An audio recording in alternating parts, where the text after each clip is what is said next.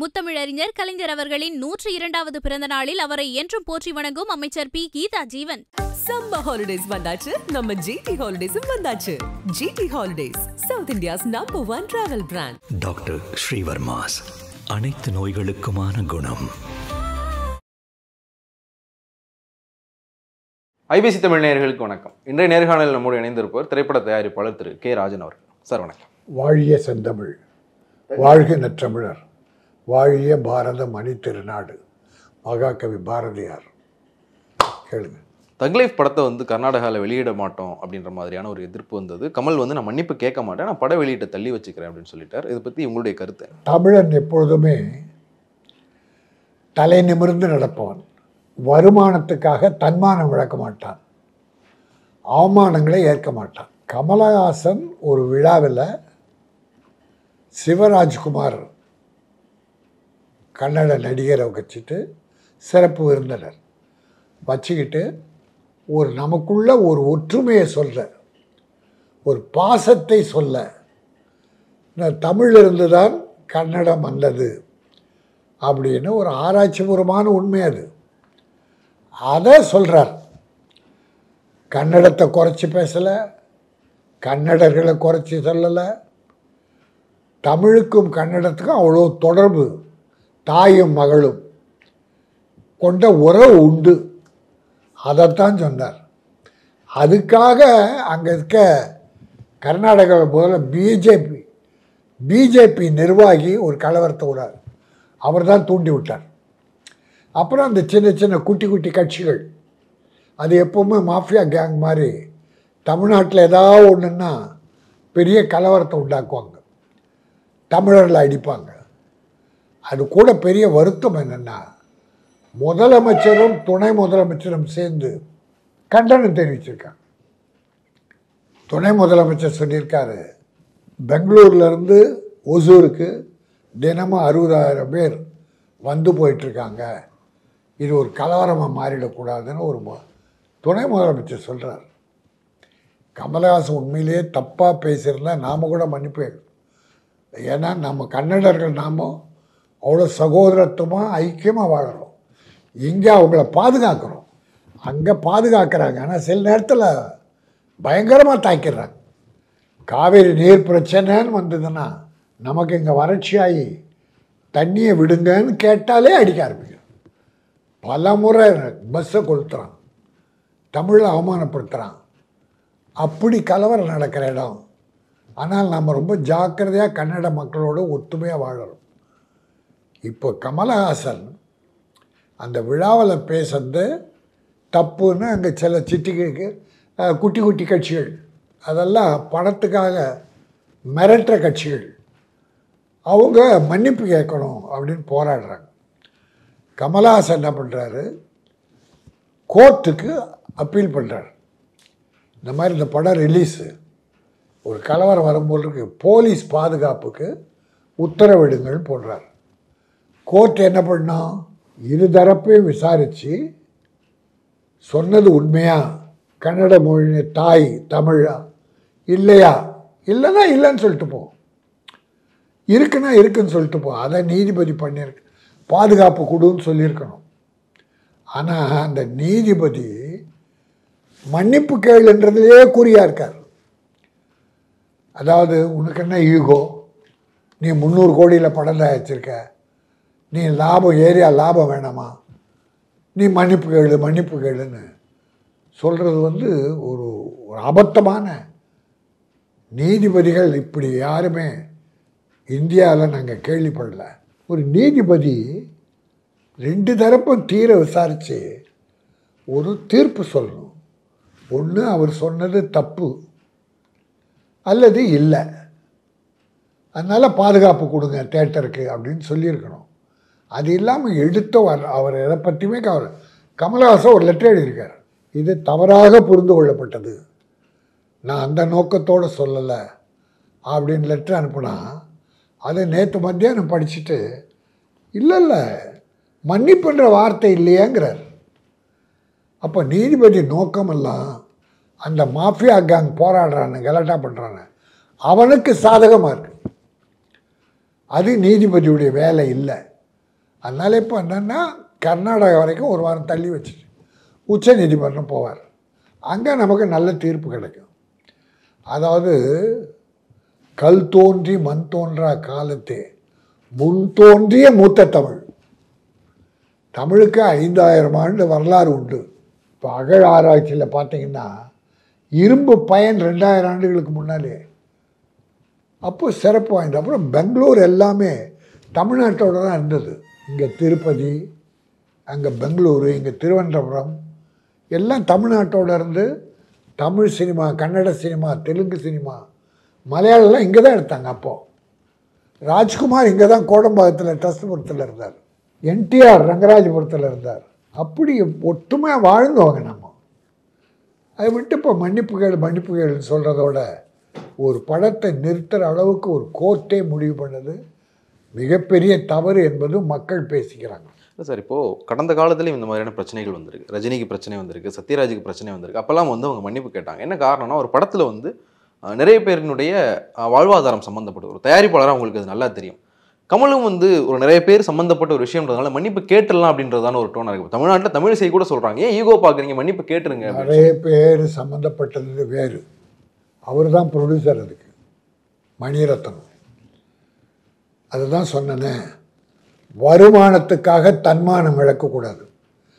தவறாக பேசியிருந்தா கண்டிப்பாக மன்னிப்பு கேட்கணும். ஆனால் தவறாக பேசலை. இது தமிழ் பிரச்சனை, தமிழர் மான பிரச்சனை. இதில் போய் தொழிலாளி எவ்வளோ பேருன்னா, தொழிலாளி எல்லாருக்கும் சம்பளம் கொடுத்துட்டாங்க. நீங்கள் தொழிலாளி மேலே அக்கறை மாதிரி பேசாதீங்க. சத்யராஜ் அதுவே தவறு. மன்னிப்பு, நான் தொழிலாளிக்கான என்ன தொழிலாளி வேலை பார்க்கும்போதே சம்பளம் வாங்கியாச்சு. தொழிலாளிக்கு எந்த பாக்கி இல்லை, எந்த பாதிப்பும் இல்லை. ப்ரொடியூசருக்கு கர்நாடக ஏரியாவில் என்ன வந்துடும்? 100 கோடி 200 கோடி லாபத்தில் ஓடுது.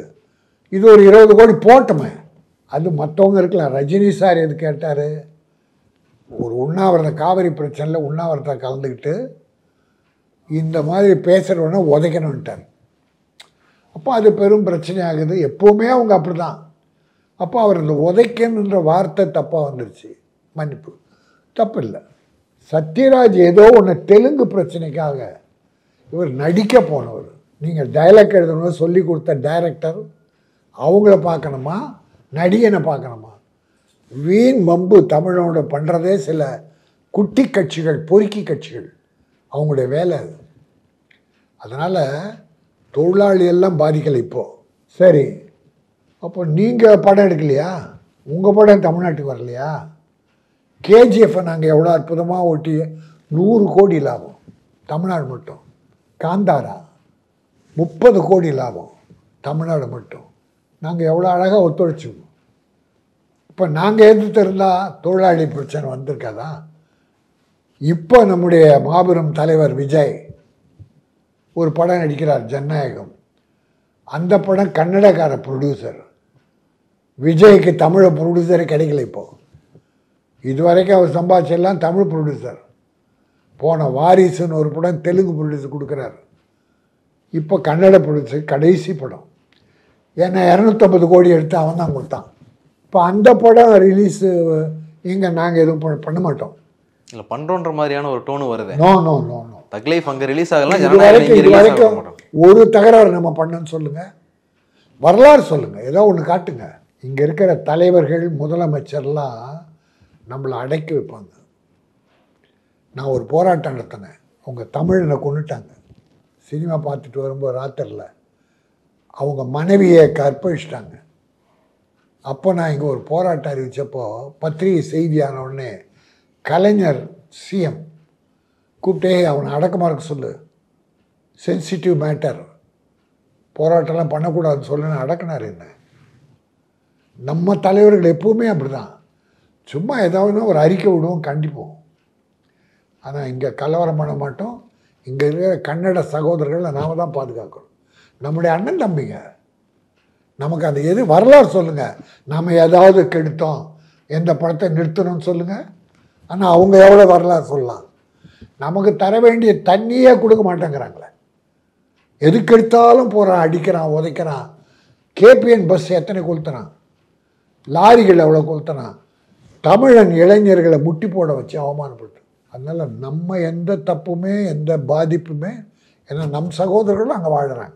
நாங்கள் அண்ணன் தம்பிங்கப்பா, அப்பா பிள்ளைங்க அம்மா பிள்ளைங்க மாதிரி. அதைத்தான் இந்த ஆள் செல்லமாக சொன்னார் கமல். அதான் அவங்க வாண்டடாக அவருக்கு ஒரு எம்பி பதவி நம்ம முதலமைச்சர் திமுக சார்பில் கொடுத்துட்டாங்க மேலே. அது அவங்களுக்கு ஆகலை. அங்கே இருக்க பாரதிய ஜனதா நிர்வாகி தான் தூண்டி விட்டது.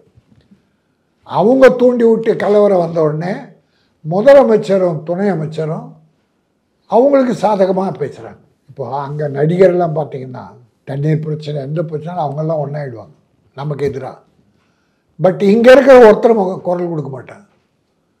சரி, இப்போது கமல் ஒரு பெரிய மாபெரும் நடிகர், அவரை மன்னிப்பு கேளுன்ற ஒரு விஜய் இப்போ கட்சி ஹீரோ மட்டும் இல்லை, ஒரு கட்சி தலைவராகிட்டார்.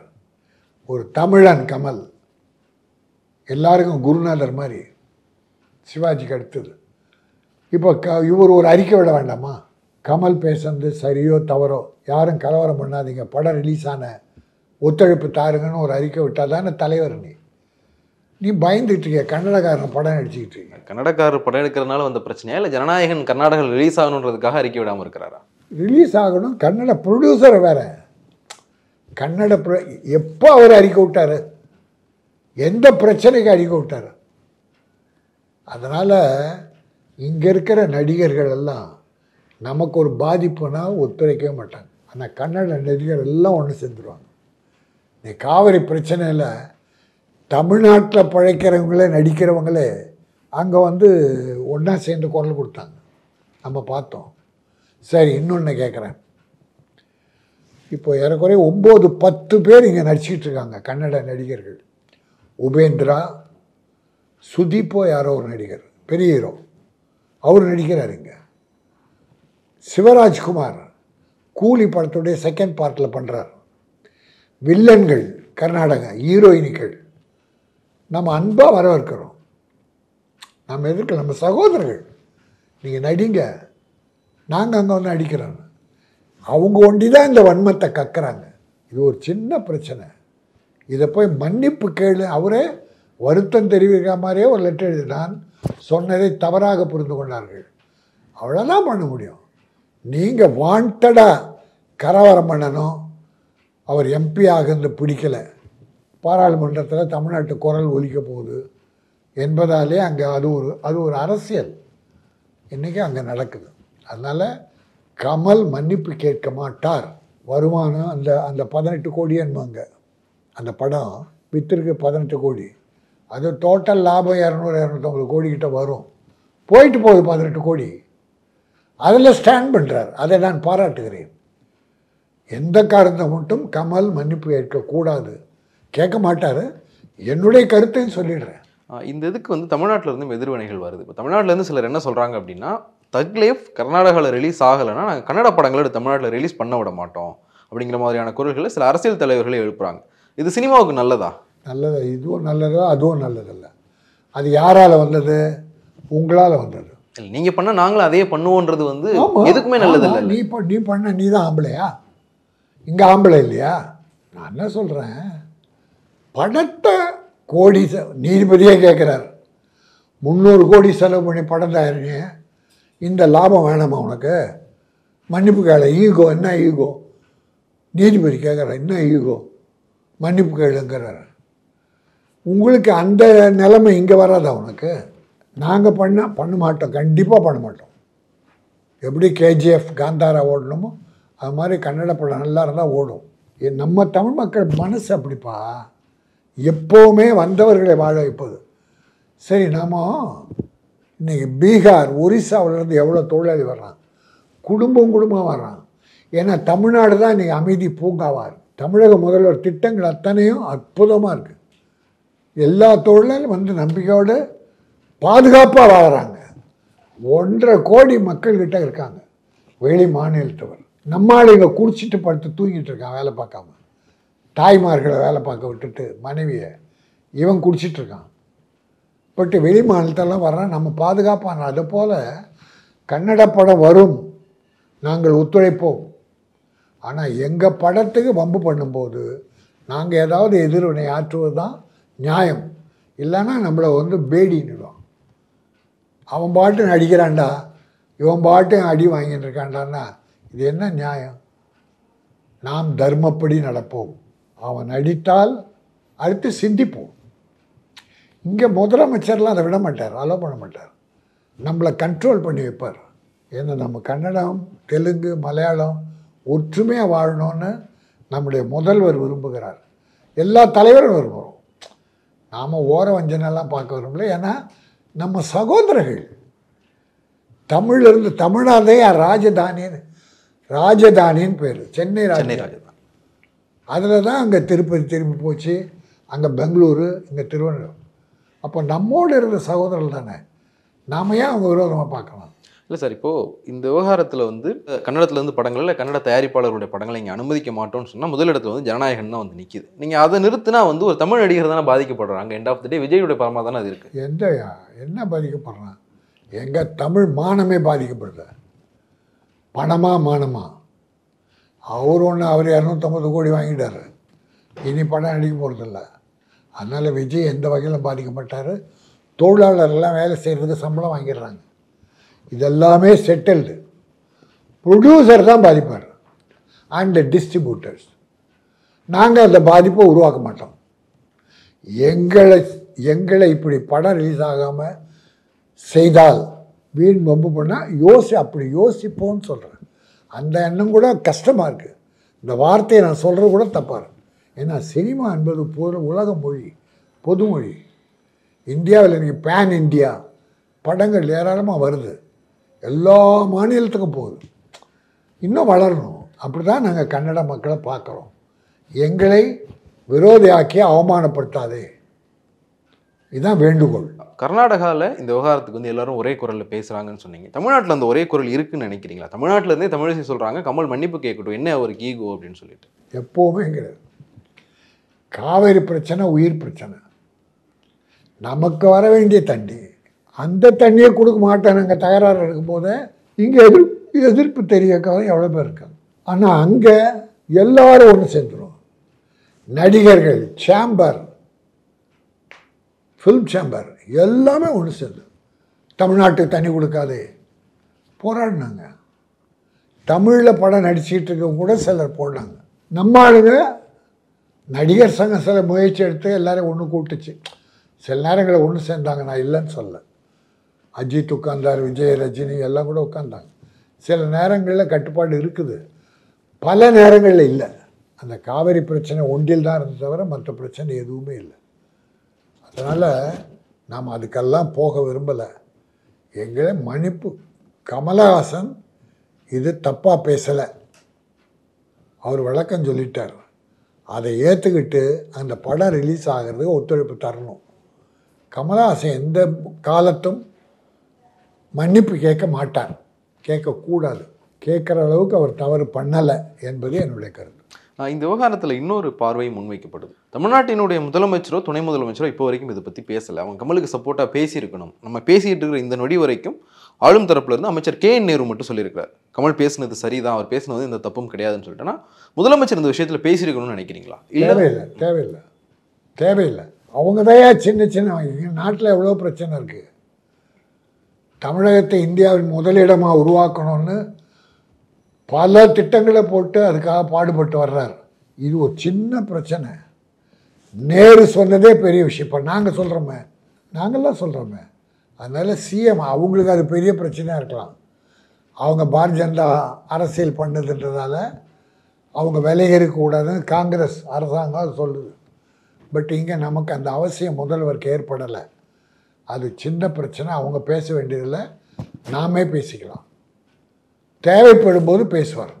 ஆனால் ஒன்று மட்டும் ஜாக்கிரதையாக நம்ம முதலமைச்சர் இருக்கார், இங்கே எந்த வகையிலும் கன்னடர்களுக்கு பாதிப்பு வரக்கூடாது, எல்லாரும் ஒற்றுமையாக இருக்கணுன்றத ரொம்ப ஜாக்கிரதையாக இருக்கார். அது பாராட்டுக்குரியது. இப்போ இந்த விவகாரத்தில் வந்து இப்போ கர்நாடக துணை முதலமைச்சருமே வந்து ஒரு பதட்டத்தில் தான் பேசுகிறார். ஃபஸ்ட்டு வந்து கமல் பேசினதை வந்து பெருசாக்காதீங்க அப்படின்னார் ஃபஸ்ட்டு ஸ்டேட்மெண்ட். அதுக்கடுத்து இந்த போராட்டம் கலவரம் ஆயிடக்கூடாது அப்படிங்கிற ஒரு இதில் பேசுகிறார். இது ஒரு 2 மாநில பதட்டம்ன்ற மாதிரியான ஒரு இடத்துக்கு நகர்ந்துகிட்டு இருக்கு. இப்போ அங்கே ஏதாவது பிரச்சனை தான் திருப்பி இங்கேயும் பிரச்சனை வரும். ஸோ இதுக்காகவாவது கமல் மன்னிப்பு கேட்கலாம். ஒரு 2 மாநிலங்கள் அமைதி நிலவுறதுக்காகவாவது ஒரு முயற்சி எடுக்க தானே செய்யணும். இல்லை மன்னிப்பு கேட்டு தப்பு பண்ணியிருந்தா இந்த கலவரம் வரும்ன்றதுக்காக எல்லாம் மன்னிப்பு கேட்க மாட்டாங்க. தவறுன்னா நாமே சொல்லலாம், கமல் மன்னிப்பு கேட்கும். பல விஷயத்தில் கமலில் தப்பாக பேசியிருக்காரு, எல்லாருக்கும் தெரியும். அப்புறம் பேக் ஆகிடுவார். விஸ்வரூபம் பட விஷயத்தில் பெரிய சிஎம் கிட்ட போய் உட்கார்ந்தார் கடைசியாக. அப்படிலாம் இருக்கார். எனக்கே எவ்வளோ பெரிய துரோகம் நடந்தது, ஏறாம் பிரச்சனை இல்லை. ஆனால் நான் இப்போ கமலை ஆதரித்து பேசுகிறேன்னா தமிழ் உணர்வு. தப்பு பண்ணல, கமல் தப்பாக சொல்லலை, அதனால் நான் போல்டாக பேசுகிறேன். இப்போ நான் பேசுகிறது இண்டஸ்ட்ரி பேச்சு தான், ஒரு இண்டஸ்ட்ரியில் இருக்கவங்க பேசுகிற பேச்சு தான் நான் பேசுகிறேன். அதனால் கலவரம் வருன்றதால சொல்லாத வார்த்தைக்கு போய் மன்னிப்பு கேட்கணுன்றது ஒரு பிடிவாதமான நீதிபதியோட மோசமாக கேட்குறீங்க. நீதிபதி கம்பல் பண்ணி மன்னிப்பு கேளு, உன் கடிதத்தில் மன்னிப்புன்ற வார்த்தையை காணாமங்கிறார். நீ என்ன வாதம் வச்சியா, வக்கீல்கள் 2 பேர் பேச வச்சியா, என்ன முடிவு கண்ட? இல்லை தமிழ் தாய்மொழியா இல்லையா தங்கை மொழியா, அதை 2 பேர் வாதம் பண்ணி கடைசியில் கமல் சொன்னது தவறு, ஆதாரபூர்வமாக அது பொய் அப்படி நிரூபித்து பண்ணால் அவர் நீதிபதி. இப்போ ஒன்றுமே விசாரணை இல்லை, மன்னிப்பு கேள். ஈகோ என்ன உனக்கு, ஈகோ, அதை கேட்குறதுக்கு அவர் நீதிபதி. அதுதான் நமக்கெல்லாம் வருத்தமாக இருக்குது. ஒரு நீதிபதி இப்படி ஒரு கட்ட பஞ்சாயத்து, அவர் கட்ட பஞ்சாயத்து தான் பண்ணுறார், ஒருதலை பட்சமாக நடக்கிறார். அது நீதிபதி மன்றம் அல்ல. இந்த பிரச்சனை அடுத்த கட்டமாக மோசமாக போகாமல் சுமூகமாக முடியணும்னு எல்லாரும் எதிர்பார்ப்போம். நிச்சயமாக மோசமாக போகாது. மோசமாக பார்க்க நம்மளாம் அலோவ் பண்ண மாட்டோம். சுமூகமாக முடியணும் எதிர்பார்ப்போம். உங்களுடைய நினைவு கருத்துக்களுக்கு மிக்க நன்றி. நன்றி, வணக்கம், வாழ்க தமிழ். மற்றும் ஒரு நிகழ்ச்சி சந்திக்கலாம். நன்றி, வணக்கம். முத்தமிழறிஞர் கலைஞர் அவர்களின் 102வது பிறந்த நாளில் அவரை என்றும் போற்றி வணங்கும் அமைச்சர் P. Geetha Jeevan. Summer holidays வந்தாச்சு, நம்ம ஜிடி ஹாலிடேஸும் வந்தாச்சு. GT holidays, south India's #1 travel brand. Doctor Sreevarma's, அனைத்து நோய்களுக்குமான குணம்.